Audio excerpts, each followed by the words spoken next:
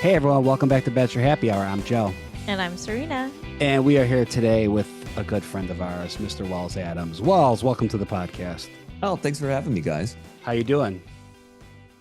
Can I be honest with you? Yes, please. Always. I'm a little hungover today, and it's my own doing, but I was overserved by myself. You don't think of the bartender as being the one who overserves himself, but it happens once in a while. So, but I'll get through this, I promise.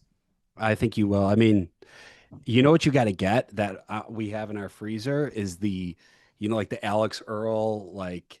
Oh, yeah, the face thing. It's actually You like really pull them nice. on. It's like a cap. Joe's mom recommended them to us. She was like, this is what you guys need for a headache and even better for a hangover.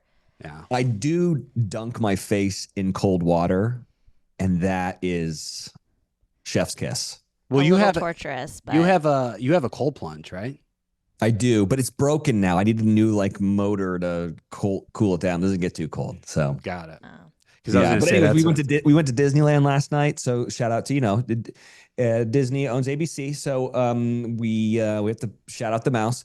Shout out Disney. We went to Disneyland yesterday because Sarah's about to leave for Broadway for a while, which means I'll be hanging out with you guys a lot this coming year into next year. So we had our kind of going away goodbye party at Disneyland, and it was magical. Other than I was overserved. Okay. Sarah loves Disney, doesn't she? I feel She's like a Disney she's adult. a huge Disney fan. Yeah. Yeah. She started crying at the show, like the water show last night, World of Color. She was crying. She didn't cry at my wedding, our wedding. Okay. But she was just moved by the colors and the music. But Amy Poehler, voicing the voice of whatever emotion she is, really got her going. So, Serena cries at the end of like every show we watch these days. I know. Did you cry at the end of Bachelor in Paradise?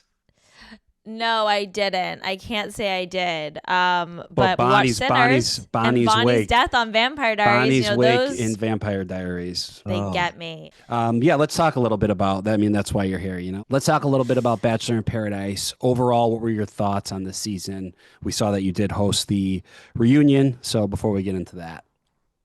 Yeah, I was up and down on it, if I'm being honest, while we were doing it. I wasn't sure. I mean, we were taking big swings and trying out a lot of new stuff with a new production company. And so I think anytime you go into something where like everyone's new and all the ideas are new, it's a little scary. But by the end of it, I really enjoyed working with Scott, who's the new showrunner. And now he's going to be producing The Bachelor. So yeah, at first I was just like apprehensive. And then when we started doing it, I was like, oh, this is cool. But a lot of the things that we changed, I just didn't know if it was going to work. Like obviously bringing in the Goldens, that's a curveball. Who knows how that's going to go? Yeah. Bringing in these relationship challenges, I was really into, but I wasn't sure how that was going to work. And then also the money thing. Of the bad cliche of this franchise is not being there for the right reasons. And all of a sudden you put money into it. And it's like the easiest thing to say is you're not here for the right reasons. You're here for money. But I will say that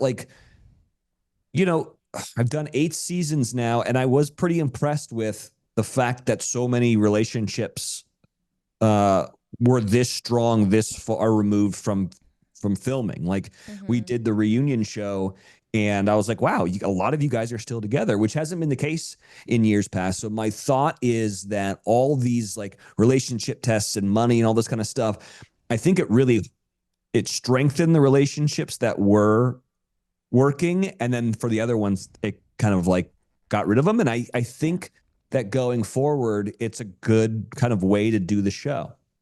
Well, I have a question moving forward. How are they what are they going to do about the money thing? Because if I'm a new contestant coming on this show and I meet someone on the show on the new Bachelor in Paradise and fall in love, what's to stop me and her from saying, hey, let's just break up at the end. I'll choose the money and we'll split it. Fair enough.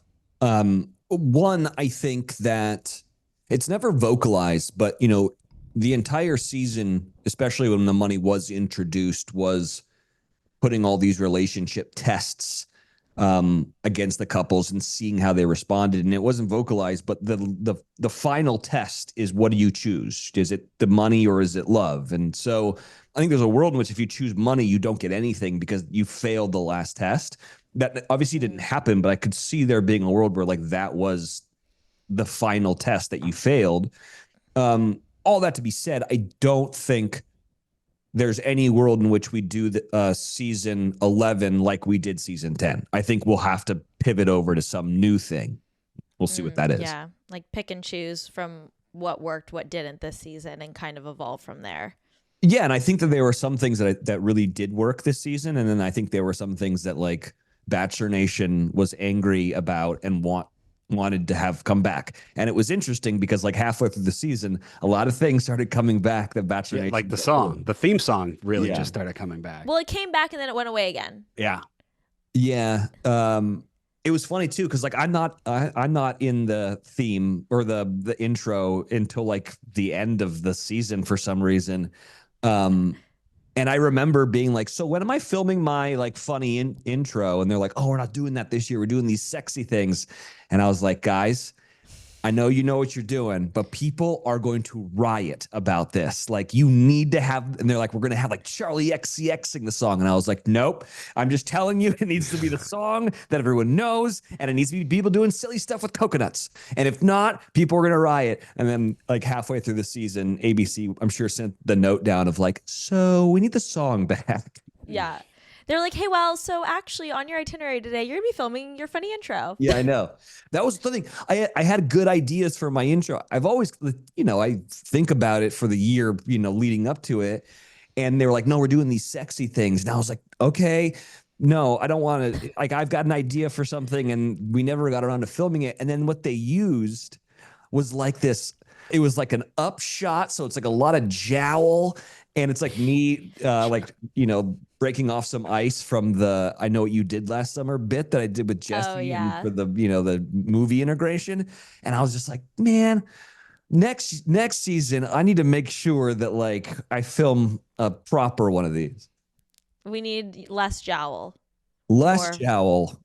Forward angles. Yeah, like how you do a selfie, arm up, How?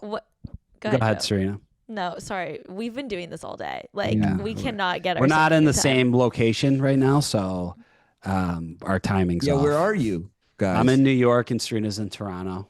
Okay. Yeah, can we talk about Toronto real quick? Please. I wanted to ask you how your time was. Oh, my God. It's good, right? I went and filmed a new show there that will be coming out this holiday season. And I've only been to Toronto during the wintertime, which sucked because it's very cold. And I feel like no one really goes out, but I got to do it in the summer this time. And I texted you and was like, where do I go? Can I just say that Toronto has the best food scene of like any city I've been to in a very long time. It has a great food scene now specifically. They have some restaurants that like, we went to this place. I don't know if you were able to go there, Martine's. It was like one of the best restaurants I've been to in a few years. It was so good. No, the place I went to, Alouette. Yeah, we've been there. Really, Alouette's great. And then Bar Reval or Revel or something. So Martine's, I think, is the same owner as Bar Reval. Yeah. I think they're like actually right next to each other. And Bar Isabel, that place. Bar Isabel. You went to Le Swan. Yeah, Le Swan. I like Le Swan. Yep. They do French really well. They do. Yeah. But there was also French, a lot of Canadian. Spanish, Portuguese stuff as well. Anyways, nothing but good things to say about Toronto. I loved your city. I'm so glad. That makes me so happy. I love all the Toronto love that's happening these days. There's so much filming here right now in the summer too, which is always fun. And TIFF's going on, so good times in Toronto. Nice. Bachelor in Paradise. Yeah, sorry. No apologies needed. Do you miss your tiny ass tiki bar? Yes. That's crazy that you asked that because I was gonna ask that as well. Location. Yeah. I miss the location just in general. Yeah. Like if you notice watching this season, it's hard to funnel everyone in to talk to me. And so it's really fragmented. And so I was wasn't able to do as much like doling out of advice or like having heart to hearts with people, which I do think is an important part of my job. Yeah, And I that's noticed the layout. It's like giving like, big comfy couch shape, like, and everyone's kind of got their spot, but you're kind of kept at a distance. Like the size of the bar is you're like a significant physical distance from the people sitting at the bar, and then we used to all corral Mhm. around your bar, so it would be like a group situation, whereas everyone's very like pocketed off in their pairs, like spread out, like definitely a different layout, which I thought was interesting. Yeah, I think that if we do the show again, we'll think about things differently. Because, originally they were like, you're going to be in the pool bar. So everyone's going to swim up to you, which in theory sounds really cool. And then I was like, but how often is everyone in the pool all the time? And it was Well, yeah, because they very, have to get very them seldom. mic'd Yeah. too. And that was the other thing is that then we have to have people over there with booms trying to pick up the sound for them because they were in the pool. And then Yeah. they ended up just like kind of corralling behind me where there was no camera coverage. And I was like, guys, this isn't working. You have to put me up there. And so, yeah, like I miss Sayulita in that respect of like, it funneled everyone to me. And then, you know, Bachelor Nation like became aware of like the slang that we would use for that old place, like Jungle Mhm. Path or Boom Boom Room or Hobbit Hole and all this kind of stuff. And so it became almost like a character, like the steps leading down to paradise was like a Yeah, like day character. beds. There's no day Yeah. beds. No day Yeah. beds, no murder bird, no crabs. So that's stuff that like I do miss. Let's jump into the reunion real quick. Mhm. Um, so one of the main topics was, Kat at the end. She's got a boyfriend, according to Sean and Alicia. Then Sean says he has receipts. And nowadays, if you're going to say you have receipts, usually you have receipts. Yeah. They come to the reunion without receipts. What's your take on the whole thing? Yeah, I'm disappointed. I'm disappointed in a lot of things. Mainly, I'm annoyed that there wasn't a camera with him when he called this guy right off the show. Like that would have For For been sure. sure. Yeah. very, Yeah.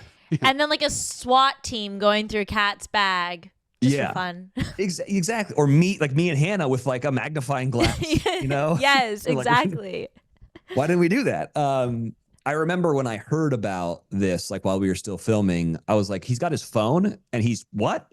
And then no one called or no one filmed him. So I was really excited for him to come to this reunion show to show the the receipts, and then he didn't. So then I'm like, well, What's true, what's not. yeah, like now it's really hard for me to believe you. Like it's a he said she said Yeah. situation. Well, he kind of took a step back too from like you had the phone during filming to you had it in the holding hotel, Yeah, which is a totally different situation. absolutely. And, like my takeaway is that I think a lot of these folks were dating people coming into the show. And I don't think there's really anything wrong with that. I And think this is actually the most honest a cast has been about it, because even Andrew kind of jumped up and was like, I was dating people before we went too. Like I feel like a few people were like, we were all doing this, just no one talks about it because it's kind of seen as taboo. yeah, I agree. And like even Andrew was like, okay, but now that we're together, and he was like, Alex, you need to make sure all your side pieces know that like I'm in the mix. And I was like, oh, okay. Yeah. So yeah, I agree with you. I think that everyone's way too good looking to not have had like some relationships before the show started. And that's now kind of what I'm going with when it comes to Kat is, yeah, sure, she probably was kind of dating someone maybe on and off, but she went on the show, so that means it's kind of off, I guess. I don't know. Mhm. Yeah. She came on and described it as like he was on the roster, like he was in the mix, but Yeah. like there was no like exclusive relationship happening with this person.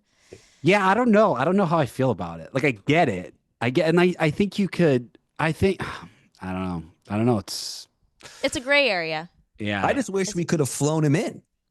Get this guy in here. Let's fly. I Get him want to to the meet him. reunion. Yeah. What did you think about the other big piece of drama that happened during their reunion, which was the fight between Bailey and Jeremy and then Alex and Andrew? Yeah. I think that Andrew had a leg to stand on a little bit. If everything that he said was true is true, then I understand where he's coming from. Him saying like, we invited you guys. First of all, we called and apologized, or Alex called and apologized, and then we had you guys in Chicago, and we all hung out, and you stayed with us or whatever, and then we apologized again, and then you went on a podcast and kept on kind of like piling it on. I think it's just deflection, like on almost on everyone's part. But I understood where like Andrew and Alex are coming from. I think that Alex made a mistake and then she owned up to it. So I respect her for that. Like, no one's going to go through Paradise totally unscathed, right? Like, it's an impossibility. And as long as you can just like own that, like, hey, I made a huge mistake and I'm sorry and I should have told you, but like I was close to her friends, but Jeremy or whatever her thing was, is fine. So yeah, it still is. It's wild to me though that like, and I love everyone, but it's wild to me that like still somehow it's not Jeremy's fault, it's Alex's fault or it's Andrew's fault. Like what I say on the show is like, I feel like I'm taking crazy pills and I still feel this way. Yeah. And I feel like people were so happy, like us included, to see you say that. Yeah. Because watching it, I'm like, this cast is gaslighting me. Like, Yeah. I think I know what's going on here, but they're making me question my reality. And I feel like you also felt that way being in the mix. Absolutely. I also told all of them because I heard about what was happening, and it's not my place to tell Bailey about what's going on. That would be real manipulation of the situation, right? Mm-hmm. But I had heard from a lot of people knew, right? Yeah. So many people knew that Hannah and I knew. And how did you feel then about Spencer at the reunion being like, I hear 12 rumors a day, most of them aren't true? I think that's, that's a stretch. That's Yeah. a big. When I heard that, I was like, that's a stretch. I said, Yeah. sure, but Yeah. like this one though, like what about this one? Yeah. I don't know. I think that Spencer is really good at keeping his nose clean, right? Like he kind of doesn't want anything to do with it. So like I give him grace on that whole thing. But yeah, like Hannah and I both had talked to a lot of cast members on camera being like, it's wild that no one's telling her. Yeah. And then I remember a couple cast members were like, really? You think so? And I'm like, what are you talking about? What was blowing my mind, I was like, this is going to be on TV, right? Like you guys are going to have to go to some reunion show and watch these clips back, right? And they're like, yeah, but it's not our place. And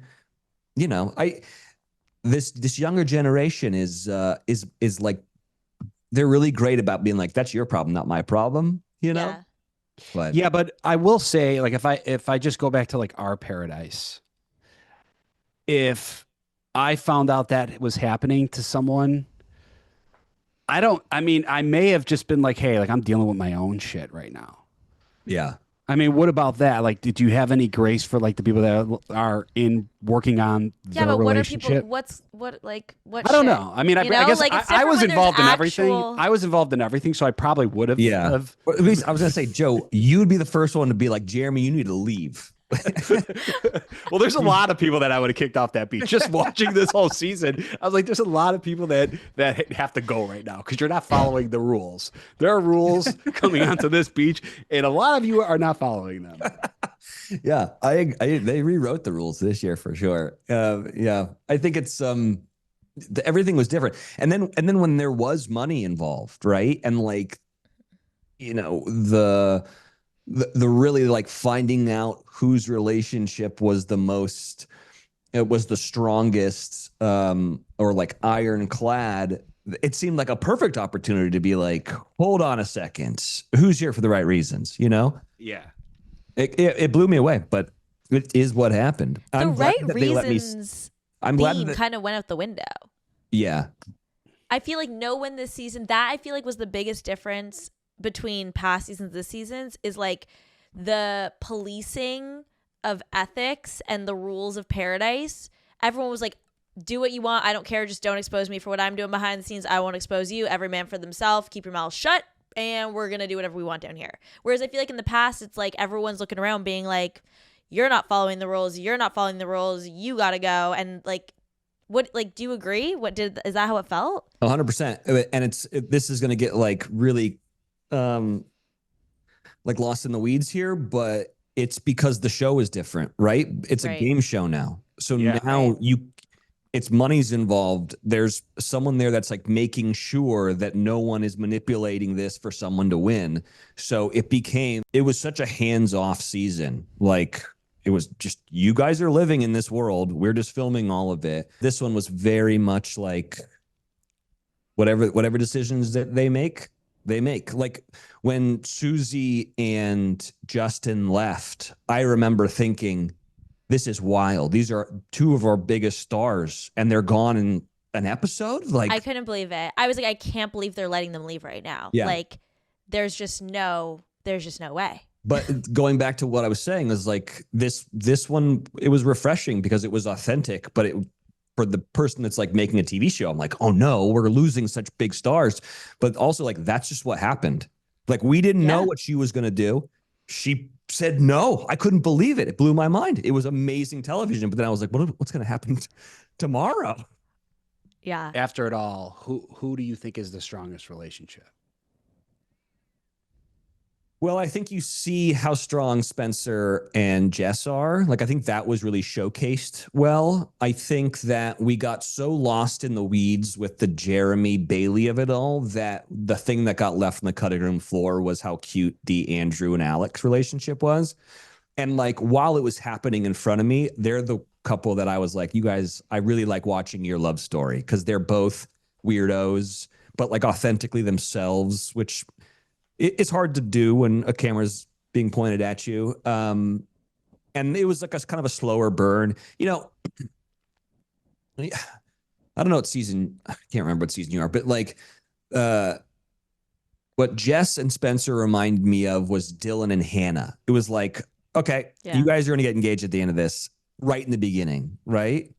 And then there are some relationships that you see like kind of evolve and grow. And that was more of the Andrew and Alex thing. And I really appreciated watching their love story. And I was bummed that I think a lot of it was left on the cutting room floor for the drama, which I understand.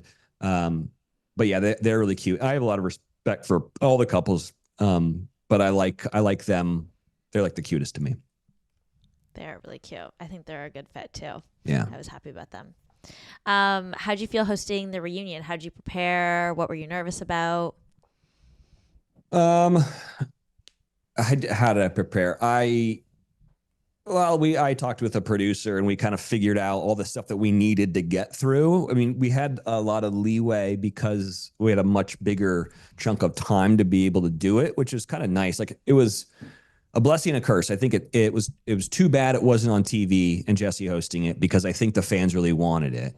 But when you do that on TV, you got to truncate it down to a very, very small window. Whereas this one was nice because it was just really wide open and we got to talk about kind of everything.